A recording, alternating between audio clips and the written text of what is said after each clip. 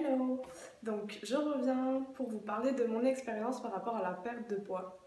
Comme je l'avais annoncé dans la précédente vidéo, je vais vous parler de ma perte de poids, de mon régime, du rééquilibrage alimentaire qui a suivi, des programmes sportifs qui ont suivi. Donc je pense que je vais séparer ça en 3 voire en 4 parties, sinon ça va être un peu long. Et aujourd'hui je vais commencer par vous parler de mon expérience par rapport au surpoids pendant l'enfance jusqu'à l'adolescence, de ce qui m'a fait prendre énormément de poids, et puis de ce fameux déclic qui m'a poussé à faire un régime. Donc, j'ai jamais été une enfant très mince, en tout cas pas de ce que je me rappelle. Mais en regardant les photos aujourd'hui, je ne me trouvais pas non plus grosse. Par contre, je sais que je ne pouvais pas m'habiller avec les tailles qui correspondaient à mon âge. Donc 8 ans, 7 ans, j'étais toujours obligée de prendre un peu plus grand. Et du coup, moi, je ne l'ai pas forcément très mal vécu, mais c'est vrai qu'en rentrant en primaire, on a toujours des remarques, enfin vous les connaissez, c'est vraiment une histoire banale, je raconte rien d'étonnant, mais gros cul, voilà, ce genre de choses qui font beaucoup de peine, surtout quand on a cet âge-là. Et puis c'est des choses dont on se rappelle jusqu'à aujourd'hui, j'ai 26 ans, et je me rappelle comme si c'était hier de ce genre d'insultes. Mais rien de, malheureusement, rien de très étonnant. C'est des choses qu'il y a des milliers de personnes, voire des millions de personnes qui vivent chaque jour, et des millions d'enfants qui vivent chaque jour. Donc voilà. J'ai été réglée très tôt, à la fin du CM2, et donc la puberté, pour moi, ça a commencé très tôt, j'avais des formes très tôt, et j'étais donc légèrement différente, on va dire, des filles de mon âge. Et quand je suis rentrée au collège, ça allait encore, parce que j'avais pris quelques centimètres, même si j'ai jamais pris énormément de centimètres, étant donné que, si vous ne le savez pas, je fais 1,54 m et demi, le demi est très important. Donc du coup, ça allait parce que j'ai pris quelques centimètres. Mais ensuite, vers les 13-14 ans, l'âge critique, j'ai pris du poids. En regardant les photos aujourd'hui, j'étais pas non plus obèse, mais j'avais des bonnes cuisses, des grosses fesses. Donc voilà, c'est toujours les choses qui font qu'on se sent pas vraiment comme tout le monde.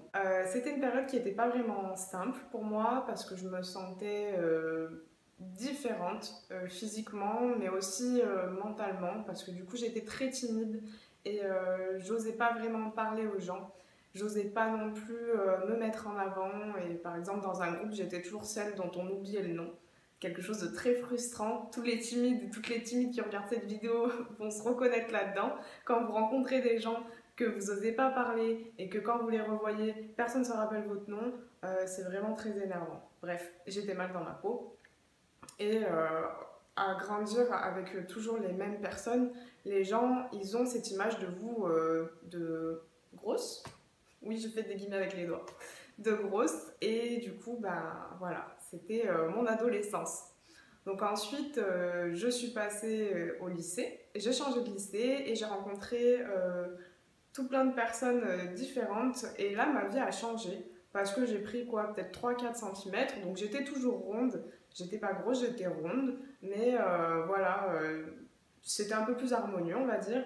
Et j'ai rencontré des personnes qui m'ont dit que j'étais jolie. Et là, ma vie a changé en fait. Parce que je savais pas qu'on pouvait me trouver jolie en fait. Et du coup, ces personnes m'ont redonné confiance en moi. Donc ces personnes qui sont des amies aujourd'hui. Et ça a changé ma vie. Donc là, une nouvelle vie a commencé, à essayer de prendre plus soin de moi, de m'habiller de différentes manières. Et voilà, je me sentais déjà beaucoup mieux. Et je pesais à l'époque, je crois, 55 ou 56 kilos. Donc voilà, j'étais normale en fait. Voilà, j'étais normale avec des formes pulpeuses. Et même si je ne me sentais pas non plus super à l'aise, je me sentais beaucoup mieux. Et voilà, j'aimais mettre des robes qui me mettaient en valeur, des talons. Voilà, j'avais une vie normale. Après ça, j'ai rencontré l'élu de mon cœur, qui est Monsieur Lipstick. Pour celles qui me suivent sur les réseaux sociaux, vous en avez déjà entendu parler. Et donc ça, c'était il y a 7 ans, 8 ans, 7 ans, oui 7 ans, un peu plus. Et je l'ai rencontré et ben, on est tombés amoureux. Et vous savez, si vous vous mettez en couple, que vous commencez à avoir tout le temps envie d'être avec l'autre et du coup vous mangez souvent dehors quand vous êtes encore chez vos parents. Vous mangez souvent dehors, voilà. Ensuite est venue l'indépendance. Donc moi j'ai pris mon appartement seule. Et du coup, faire les courses seule, bah voilà, ça a été un vrai carnage en fait. Donc, produits surgelés, produits transformés, repas tout prêts, toutes les choses qu'il n'y avait pas chez mes parents en fait. Je les ai achetées là en me disant, bah ça y est, tu peux te faire plaisir. Donc, les biscuits, les salades toutes prêtes, ce genre de trucs vraiment pas recommandés. Et j'étais à l'époque en alternance pour un BTS. Et du coup, c'était 2 jours d'école par semaine et 3 jours d'entreprise. Et les 2 jours d'école par semaine, ils étaient très très intenses. On faisait du 8h-19h des fois avec 1 heure ou une demi-heure de pause pour manger. Et donc je mangeais dehors tous les midis. Donc McDo, tacos, ouais, voilà, tous ces fast-food super sympas et super bons pour votre santé. J'en mangeais tous les midis, donc 2 fois par semaine. Et ensuite, quand je rentrais chez moi, c'était des repas pas très sains non plus. Et au fur et à mesure, j'ai commencé à vraiment prendre du poids. Et je crois, parce que j'ai arrêté de me peser au bout d'un moment, mais je crois que j'ai atteint les 72 kilos. Donc pour certains ou certaines, rien d'exceptionnel, mais pour moi qui faisais 1m54,5, je peux vous dire que voilà, j'étais, selon mon IMC, en obésité modérée. Donc au tout début, certes, mais en obésité modérée quand même. Et vraiment, ça se voyait beaucoup au niveau des bras.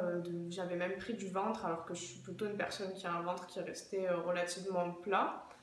Et du coup, voilà, c'était vraiment une période difficile à vivre pour moi. Je passais d'une fille normale à une fille en obésité, à mes yeux, aux yeux des autres aussi. En fait, je me voyais, je continue à vivre. Je suis pas le genre de fille qui n'osait pas se mettre en maillot de bain ou qui n'osait pas se mettre en short, mais j'avais l'impression de disparaître en fait. J'avais l'impression qu'on me voyait plus, j'avais l'impression de plus être moi-même. Et au bout d'un moment, j'ai laissé tomber en fait. J'ai laissé tomber et je me disais de toute façon, au point où t'en es, continue de manger. Ce paquet de biscuits là, bah, termine-le. De toute façon, t'as déjà mangé n'importe quoi aujourd'hui. C'est pas un paquet de biscuits en plus, 2 paquets de biscuits en plus, 3 paquets de biscuits en plus, etc. qui vont empirer les choses. Alors que si, bien sûr qu'un paquet de biscuits en plus, il n'est pas recommandé. Encore plus si vous avez fait n'importe quoi au niveau alimentaire dans votre journée. Mais bref, voilà, j'étais dans une spirale infernale. Et un jour, donc je commençais à avoir un peu de mal à m'habiller. Je mettais des leggings et des tuniques très longues. Et c'était vilain comme tout. Ça me mettait pas en valeur, ça cachait pas mes rondeurs. Mais du coup, j'ai fait les magasins. Et je voulais un pantalon que j'ai essayé en 42 et c'était trop petit. Et quand j'ai demandé à la vendeuse s'ils avaient la taille au-dessus, elle m'a dit non, on la fait pas. Voilà, ça n'existe pas chez nous.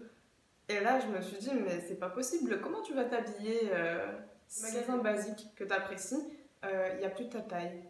Et je me suis dit, mais comment ça se fait? Parce que moi, je me voyais grosse, mais je me voyais pas grosse à ce point. En fait, je me voyais pas telle que j'étais. Et là, je me suis dit, mais comment ça se fait que ta taille n'existe plus en magasin? Voilà. Et là, je me suis dit, j'ai commencé à paniquer en fait, à me dire comment je vais faire, qu'est-ce qui se passe. Enfin voilà, j'étais en train de devenir folle. Et je me suis dit, il faut vraiment faire quelque chose. Mais voilà, ça a pris du temps avant de me dire, il faut faire quelque chose. Et avant que je fasse vraiment quelque chose. Donc j'ai continué mon cheminement et à réfléchir et à me morfondre et à me plaindre à moi-même et à me dire que je me supportais plus et je me regardais plus vraiment dans le miroir. Quand je repense à cette époque, j'ai pas vraiment de souvenir en fait de mon corps. Je sais que j'avais du ventre, je le vois sur les quelques photos que j'ai de moi à cette époque-là, mais je n'arrive pas à revoir mon corps comme ça en fait, tout simplement parce que je voulais plus me regarder dans le miroir. Même quand je sortais faire la fête, que je me faisais belle, que je prenais du temps pour me préparer, je me regardais dans le miroir et je me disais ouais, voilà, c'était jamais assez pour moi, j'étais très exigeante avec moi-même, je le suis toujours, mais à cette époque c'était encore plus dur parce que je ne remplissais pas du tout les critères de beauté auxquels j'aspirais en fait. Donc voilà. Et c'était jamais assez bien pour moi. Baby, tell me if you like it.